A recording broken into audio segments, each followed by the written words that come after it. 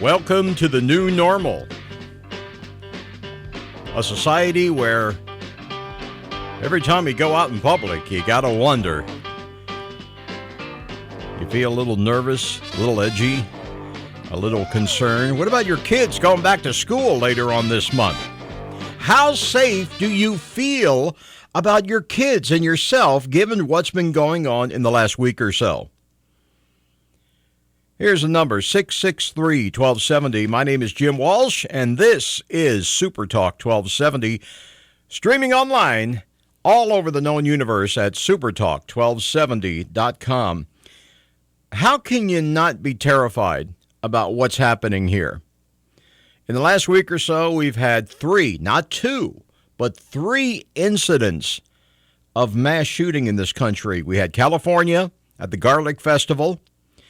We had El Paso, and of course, Ohio, Dayton, Ohio. How can you not be concerned? Well, of course, as everybody is concerned, deep down, we all know that every time we go out in public now, we are playing a numbers game. And for now, statistically at least, we can be reasonably sure that when we go out, we are on the plus side in terms of the numbers. It's like playing blackjack where instead of the house having the advantage, you have a slight advantage. Maybe you're a card counter, I don't know. But you have that slight advantage, but you know there's always a possibility that things could go sideways very quickly. You go out to a mall, you go to a concert, any venue where more than a couple of people are gathering. Urban Harvest, and I don't mean to cast aspersions on any of the local events happening here in the Bismarck-Mandan area, but chances are you've had this feeling after a series of stories like the ones we've had this week. You go out in public. Because what do they say? Well, if you don't, the terrorists win. A little tired of hearing that. I think the terrorists did win in this sense. You go out, and after a while, you feel concerned. It's happened to me. I remember I was in New York City when Saddam Hussein invaded Kuwait back in 1990. And I was with my brother who lived in Greenwich Village, and we were kind of walking around the village late one evening on our way back from a movie back to his place. And we got to talking about the question of terrorism striking New York, because obviously New York, as we know all too well in retrospect, was ground zero for any of the Al-Qaeda, the heavy-duty, serious, world-class terrorist people. You knew that New York was going to be their sexiest target. That was going to be the target they were looking at. And my brother said, yeah, the general feeling is it's kind of like in the Cold War when we were all feeling, well, maybe the bombs will drop sooner or later, maybe they won't. But after a while, you just kind of learn you can't deny it, but you just kind of put it back in the back of your mind and resolve to get on with your life and try not to think too much about it. But yeah, he said, it's a foregone conclusion. It's a matter of time. It's a matter of sooner or later it's going to happen here, he said. And of course, he was right, unfortunately. Well, this is not New York, but as we have seen, you don't have to live in a major metropolitan area to be a victim of this kind of sudden, unexpected violence. It can happen here. Don't kid yourself. It can happen here. If it can happen in California, it can happen here. If it can happen in a Bible Belt town like El Paso, it can happen here. If it can happen in Middle America, a community like Dayton, Ohio, very Middle American, very Ozzie and Harriet, very white bread. If it can happen there, it can happen here. Now, today, of course, we're having a drill in the city of Bismarck. And in case you haven't heard this, you should make note if you're going to be driving around later on today. They're having a drill, a shooting drill. Well, they're not calling it that. What are they calling it? A full-scale emergency drill to learn how to deal with this kind of thing. The police, the local emergency authorities, the EMTs, the first responders, even the fire department, they're all doing this today, in fact, from 1 to 3 at Liberty Elementary on North Washington. Now, this is something they had planned for a while. I think it's kind of a coincidence that it's happening now after all the news of the last week or so. But it plays right into what we're talking about, because you have to ask yourself, how much good would this really do if the worst did happen? Now, I understand the police. I mean, this is a common procedure for the police department. If they want to prepare for this kind of thing, they have to do a drill, like a make-believe scenario, to at least get some idea as to how to deal with it. Nothing wrong with that. But in the back of your mind, you have to wonder just how much good is it really going to do if it actually does happen. When I was a little kid, it was during the Cold War period when the U.S. and the Russians, we had all these missiles pointed at each other. We still do, actually, but it was a lot worse back then. They had a lot more missiles, bigger bombs, bigger yield. And the basic idea was if one side launched, the other side would launch in response, and basically we would wipe each other off the face of the planet, along with most of the world. And we had a thing in school called civil defense drills.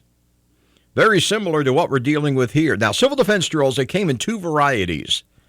You had when the alarm goes off, you go down into the basement and huddle up against the wall of the basement, or the cellar, or the first floor, whatever, ground floor, whatever. You had that type of drill. And you had the ever popular and totally useless duck and cover drill, where basically the alarm would go off, the siren or whatever, and you would be told it's duck and cover, get under the desk. So that the balsa wood school desk will protect you from the effects of a nearby thermonuclear blast. Yeah, I know, it was hilarious. A lot of kids even then realized how goofy it was. But here's the thing, it was never meant to really be a solution to the problem. It was psychological. The idea was, according to Eisenhower and Kennedy and the people in their administrations, they said, we got to give people something to do, something to fall back on psychologically, so that they will feel like they're not totally helpless. They will feel like they've actually got something that they can do if things actually get crazy and these bombs and these missiles start flying. But the fact is, there's really not much anybody could do. If you're close enough to be affected by the heat and the blast of a thermonuclear detonation, crouching under a balsa wood school desk is really not going to do a hell of a lot of good. And I can't help but think that we're dealing with the same kind of thing with these modern shooting drills at places like the one they're doing today right here in Bismarck. So I can't really put them down for doing it, but again, I have to wonder, does it really make you feel more secure that they're doing this? I'd like to get your thoughts on this. How safe do you feel? And what about your kids going back to school later on this month with everything that's been happening in the world, in this country? 663-1270, Jim Walsh for Super Talk 1270 with more conversation. Your calls coming up. There was a turtle by the name of Bert, and Bert the turtle was very alert. When danger threatened him, he never got hurt. He knew just what to do. Duck and cover. He ducked and cover. Right under that desk. And cover. He did what we all must learn to do. Who, me? And Me, and you, and but not you. Duck and cover. Be sure and remember what Bert the Turtle just did, friends, because every one of us must remember to do the same thing. Yeah, Bert the Turtle, the duck and cover jingle, which a lot of us of a certain age had to sit through in school, elementary school mainly, junior high school. It was a big thing back in the day. And today we're having kind of a similar situation now with all of these shootings. You have to ask yourself, how safe do you really feel? How comfortable are you when you go out in public? Could you not at least admit that when you go out in public today to any kind of public venue, you feel in the back of your mind, you think about what's been going on in the news, and while you say, well, I'm going to get on with my life, but still it's there, and it haunts you a little bit. Maybe at some point you stop and you look around and you say, what if some guy with a gun showed up right? And of course, it probably would be a guy if he fits the stereotype, fits the psychological makeup of these things. It'd be a young male with issues. What about your kids going back to school? Now, we have a drill going on today. By the way, we're talking about this here. The number is 663-1270 at Super Talk 1270. And the question is, how safe do you really feel? Are you really satisfied with the way Congress is handling this whole shooting thing? Because I certainly am not. Did you hear what our congressional delegation had to say about the shootings? We'll start with Representative Armstrong, who said, I have the paperwork here somewhere. Each one of our delegation, Mr. Armstrong and, of course, the two senators, they issued statements in response to the shooting. How could you not? Here it is. Congressman Armstrong is calling for stricter enforcement of existing gun laws. Fair enough. Senator Hoeven advocates strengthening background checks. Okay, I mean, there's a case can be made for that, sure. Meanwhile, our old favorite, Senator Kevin Cramer, the good Catholic boy that he is, he responded by A, praising the president's response, and B, offering, say it with me, gang, thoughts and prayers. Woo! Yeah, how about them thoughts and prayers? Yeah, how about them thoughts and prayers? That's going to do you a lot of good. Thoughts and prayers do not stop bullets. They don't. As I hate to disappoint you people who really think that a guy like Kevin Cramer is genuinely acting in your best interest with his Christian values. Thoughts and prayers ain't going to do doodly squat. Sorry, it ain't. But what will work? You know, I'm not really sure what will work. I'm guessing that we're heading toward a point in our society where they're going to probably establish or reestablish certain regulations on certain types of firearms. I don't like that, but honestly, I can't think of anything else to do right now based on the information that we have that's available. You know, you can talk about treating mental illness. You can talk about treating mental health issues and try to identify the people who are the potential shooters. You can talk about all that, but for now, we got to work with the tools we have at hand. And that probably means some series of hopefully reasonable but not too extreme regulations of certain types of firearms. I'm not crazy about it. The libertarian in me opposes it with every fiber of my being, but honestly, what the hell else can we do right now? What, banning video games? No, ain't gonna work. Let me point out that Japan and Europe, they have video games. They don't have the gun issues. Japan is particularly interesting because a lot of these video games, the concepts were invented in Japan, and they reflect Japanese culture. What they have not done is caused any major series of mass shootings in that country. And it has nothing to do, I'm sorry to say, with thoughts and prayers and religious values. forcing people to pray to your God and your religion every day is not going to do a damn bit of good. By the way, did you hear what Huckabee said? Mike Huckabee, the clown on Fox News, he was governor of Arkansas after Clinton got elected. And this guy is a real piece of Samsonite. I mean, he's one of these holy roller types. Everything's about praying this and Jesus that. And he actually said on the news this week that the problem is not enough thoughts and prayers. I kid you not. He actually said that. Thankfully, a lot of people are refusing to take him seriously. Personally, to me, it's a major cause for concern that we've got a guy like this who not only is not laughed out of town when he says it, but he actually gets elected to a reasonably high office. Hell, they considered him a serious contender for the presidency a few years ago. The fact that a guy who would say things like this and would be taken seriously by a significant number of people in this country, that has got to scare the, pun intended, scare the bejesus out of you. But how can you not be concerned? How can you not be terrified? They've got the drills. We got one today, of course, in town here in Bismarck. They've got these other things. You've got the memorial services and all this. It's all for show. It's all about just making people feel a little bit better about the whole situation. But it also does nothing really to deal with the actual problem. Because and it's not going to change.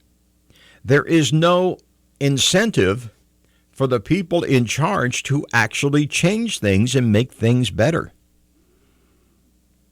Because of all the interest groups, not just the NRA, although they are problematic. You know, I was a member of the NRA for 1 year, back after, I think it was after Columbine, the one in Colorado. I joined the National Rifle Association because I was concerned that the government was going to overreact and start trying to ban guns. So I thought, well, I don't want to see it happen, so I will support the pro-gun lobby. I joined the NRA, and you know what? I quit after a year. I let it expire. I never went back. All they ever did was hit me up for donations. The National Rifle Association is not your friend. They're not. I wonder how, and we talked about this on the show, how many people who own firearms and are concerned about the rights, the access to firearms. I wonder how many people are really concerned about whether this particular organization is acting in their best interest, because I don't think they are. Not for 1 New York minute. But how do you feel going out in public this week? How do you feel about that? Do you feel concerned? Are you nervous? Back of your mind, maybe there's a little bit of, maybe you hear somebody like a tire, a car backfire or something, and a little prickle goes off on the back of your neck. You wonder if you'll ever really feel safe again. And after a while, it kind of wears down, and you kind of get used to it. And then it gets in the news again. You have another event where another bunch of people are dusted off, and the whole cycle starts all over again. Is this really any way to live? How are you dealing with this in your neck of the woods, in your corner of society? I'd love to hear about it psychologically here. Here's the number, 663-1270, 663-1270. Jim Walsh here for Super Talk 1270 and Super Talk 1270 online. More conversation, your calls coming up. Super Talk 1270, Jim Walsh, back on the hot seat here. All right, kill the music. Thank you. Trying to get serious here. Okay, we have been talking about a very serious thing with these shootings. I honestly don't know what the answer is. We can only do what we can do for the time being. But how do you deal with something like this? When it's happening in the world and you know in the back of your mind, it can happen here. Don't kid yourself. We may not be a sexy target for the terrorists and the would-be mass shooters, but if it can happen in Dayton, Ohio, and El Paso, Texas, if it can happen in a church in Texas, of all places, so much for the thoughts and prayers, right? But if it can happen there, it can happen here. Number here. How are you dealing with that? 663-1270. Feeling a little bit nervous. Let me tell you, when I go out to a public event, depending on the event, especially if it's like a concert, a major venue, not so much here because we don't have any really big venues, but if you go to a big concert with several thousand people for a major act in a major city like Minneapolis or even Fargo, do you get that little feeling in the back of your mind like, what if some clown walked in here right now with an AK-47? And after a while, you learn to deal with it. And then it happens again, and we start the cycle all over. Welcome to the new normal. From the Pittsburgh CBS affiliate, KDKA Television. If you find yourself looking for the nearest exits or scouting out hiding places in public, you're not alone. People all over the country say they're feeling anxious, even nervous, when they're out in public following a weekend of back-to-back mass shootings. And experts say the feeling is one that is growing more common as the frequency of mass shooting grows too. Over the past week, we've had 3 such events, and even now, already, people are kind of forgetting about the first of the 3. It's all been about El Paso and Dayton, and they're not even talking about the Garlic Festival in California where it happened. But yeah, we have to count them all together. We can't forget it. Here's a comment from Twitter. Whenever I'm in a public space, I think about what would happen if a mass shooting broke out. It's a constant, low-level anxiety that follows me everywhere. I wonder if it's just me. Well, no, ma'am, it's not. It's me, too. Wow. That's from Geraldine. By the way, if you have comments on this, we welcome your comments. You can go to the Super Talk 1270 Facebook page. Love to have you there. And also, online, our main webpage at supertalk1270.com.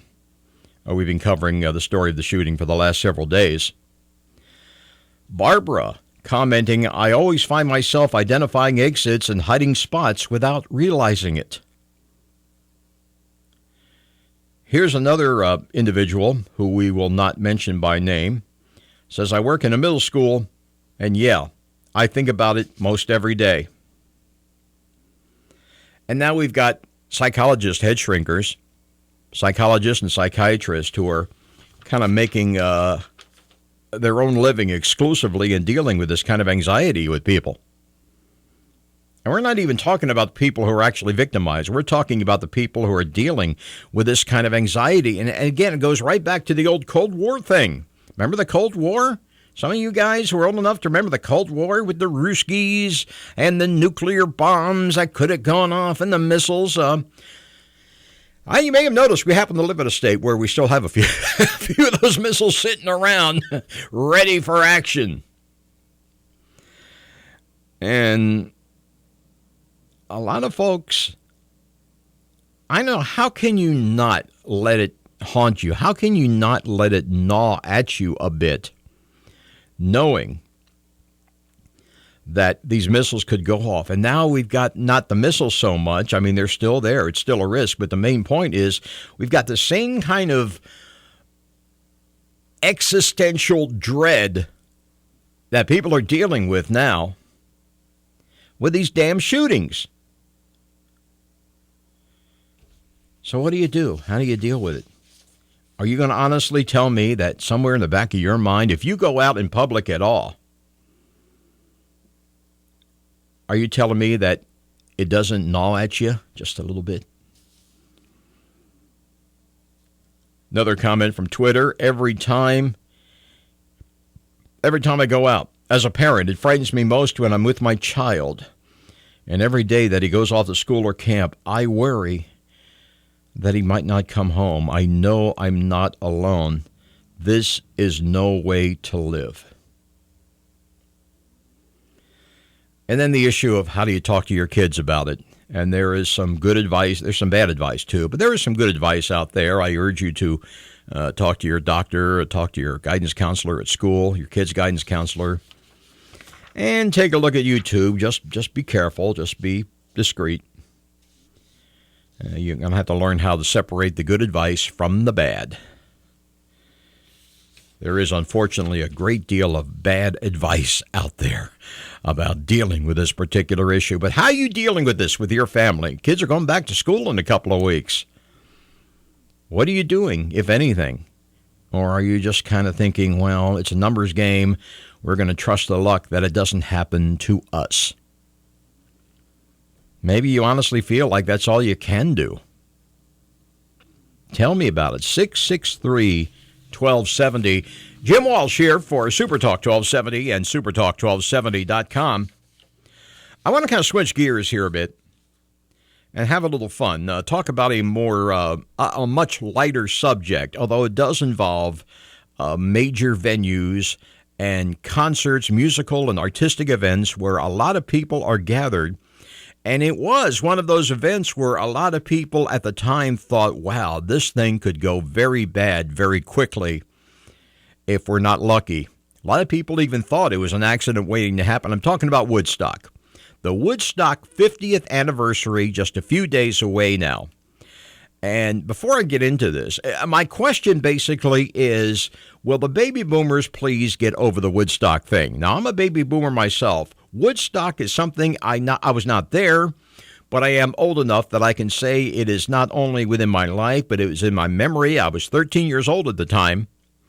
But even then, even though I was a member of that generation, I never understood the fetishizing on the part of people regarding Woodstock, that it was some major cultural event that was going to change the world for the better. And my response was always, yeah, really. Sure, yeah. Because baby boomers, if you know anything about us, we have a tendency to make our events the most important that ever happened in the history of the world. Our parents, the so-called greatest generation, they had World War II. They had the Depression. We had what? Woodstock. We had rock and roll. And I love rock and roll. Don't get me wrong. The music at Woodstock, I've seen the movie many, many times. And the music was great. Although there were concerts that had better music, they had better selections, they had better acts. There were concerts that were better. I always thought Monterey Pop was a much better venue overall for a lot of reasons. Had better music and everything else. But yeah, Woodstock was pretty good. But you know what? Having seen the movie and having read all about it and knowing the experience that people experience, having talked to people who were there, frankly, I would much rather watch a venue like that in a movie theater in a comfort of an air-conditioned room where afterwards I can get up and go home and not have to worry about changing my underwear and showering to get all the yuck off and all the drugs and all whatever. Something interesting. There's a couple interesting things about Woodstock that always kind of stuck in my mind. Number one, the idea that it was this kind of Aquarian thing that was changing the consciousness of humanity. Oh, it was a great event, there's no violence. And that's true. There's relatively little violence or crime for a crowd that size. But you know why? The reason why is actually quite simple. Everybody was stoned off their, everybody was stoned out of their mind. When you're stoned out of your mind, you don't get violent. You also don't get very productive. You just kind of lay around and act stupid, which is kind of what most of the folks did at Woodstock. And Woodstock, to me, has always been kind of an aberration. I had a conversation with a friend of mine who was a little bit older, who had much more firsthand experience with things like Woodstock and Vietnam. And he said, I always thought that Woodstock was kind of an aberration. It really did not represent the true spirit of that era. He said, if you want the true spirit, first of all, if you want better music, look at something like Monterey Pop. And if you want a concert that was a much more accurate representation of the spirit of the era, Altamont. Yeah. With the Rolling Stones and the Hells Angels, and yeah, you know what happened. My friend always thought Altamont was much more representative of the era. I think he's got a valid point. Not trying to be cynical. Just say it. Woodstock was an aberration. It could have gone very bad very quickly. And here's the other thing. The very things that made Woodstock work were the things that the hippies and that generation generally scorned. Things like, God forbid, capitalism. Do you really think it was the People's Republic who manufactured all that equipment for the musicians? The helicopter, when Hendrix came down, or whoever it was in the helicopter? Who made that equipment? Who made the electric guitars? Well, the Gibson and Fender Company. And did it with the amplifiers. Who made the sound equipment? It was business people, capitalists, people trying to make a living. Hell, Woodstock itself was a business venture. The whole point of Woodstock, of these guys getting together to have this concert, was for what? To make money. So much for the new Aquarian age, right? Yeah. And by the way, we have to also mention the fact that a lot of the moms and dads and a lot of the adults who happen to live in that area, some were supportive of it, some weren't, but a lot of them also lent a hand in providing food and water and medical supplies to the kids who were there so that they'd be okay through the whole 3-day thing. Again, the establishment saved the day. Yeah, they did. So what does that say about the whole Woodstock thing and the Woodstock generation? It says, hey, baby boomers, get over yourselves. It really wasn't what you're making it out to be. It was a nice 3-day aberration, culturally speaking, with some good music that could have been better. And some lousy. I always liked Billy Joel's take on Woodstock. Billy Joel, he was there, he said. Billy Joel's a New Yorker, and a lot of New Yorkers, it's just a quick drive up the highway up to Bethel, New York, which is apparently a stone. It was upstate New York, which technically means anything north of New York City. But apparently it was like a stone's throw on the highway to drive up there. And he got lucky. I guess he was one of the early ones. He didn't get stuck in all the traffic. He actually got to the event. He said, Woodstock, yeah, I was there. Rain, mud, B.O., acid. You didn't miss much. Oh, man.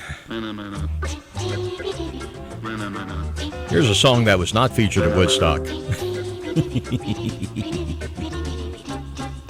Jim Walsh here at Super Talk 1270. For more conversation, your calls coming up. Back again, Jim Walsh here for Super Talk 1270, supertalk1270.com, talking about Woodstock and what a major consciousness-altering cultural touchstone, what a world-changing event it was not. And the music was good, but you know what? I saw it in the movie theater, and I was glad I got to see it in an air-conditioned movie theater and was not there and had to sit there through, as Billy Joel put it, 3 days of rain, mud, B.O., and acid and whatever. And again, let's be honest, Woodstock was not violent. It was very peaceful, and there was a reason for that. Everybody was stoned off their mean? Everybody was stoned out of their minds. That's why it wasn't violent. Compare that with Altamont, where it was basically methamphetamines and beer, and you saw what happened there, right? Yeah, please excuse me. Hope you guessed my name. Now, I do have a great little thing here from Walter Cronkite. Some of you older guys, you remember Walter Cronkite. He was on CBS News, and he did a great thing called "I Can Hear It Now." The '60s. It was made into a record. Remember records? Yeah, those vinyl things you put on the record player. And by the way, it is available. It's on YouTube, and it's also available as a CD. I highly recommend you get this because it's a great documentary about all the major news events of the 60s. And they do devote some time to Woodstock. So I'm going to plunk my electric twanger here, and we're going to listen to Uncle Walter talking about the wondrous Woodstock Fair. 27 days after Tranquility Base. And have nothing but fun and music. And There you go. Good old Farmer Yasker. God bless him. And the wondrous Woodstock Fair. And, yeah, it was wonderful. 3 days of fun and music. No violence, mainly because everybody was too stoned to get worked up over anything. Hey, I just calls them as I sees them. Yeah. Hey, the music was good. There were venues that were better. Personally, and I was not at Woodstock, but personally, I've seen the movie. I would have vastly preferred if I could have been at any one of those great concert venues of the period, I would have gone to Monterey Pop. It seems to me that was the much more history-making event. I mean, first of all, if you don't have Monterey Pop, you don't have Woodstock. Monterey set the stage for it in 1967.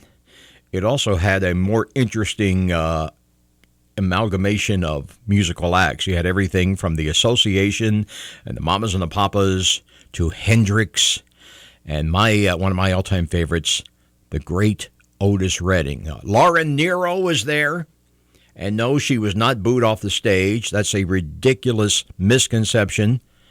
A few people made a boo, but Laura was brilliant. She always was one of the greatest songwriters ever.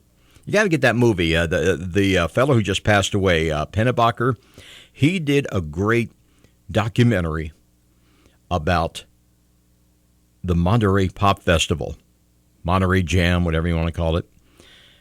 And Eric Burden and the Animals, they had a song, Monterey. Ravi Shankar was there, but we won't hold that against them. I'm sorry. Sitar music sucks, all right? I mean, we were all supposed to think it was cool because the Beatles liked it, but no. But Ravi Shankar, again, more power to him. He did what he did, and he was obviously a great musician. I just can't listen to that stuff for any more than a few microseconds before it gets my teeth on edge. Anyway, I don't know. I just my westernized ears can't handle much of that kind of thing. A little bit of it goes a long way, but I don't knock it. I don't say other people can't listen to it. That's their thing. Mad Magazine.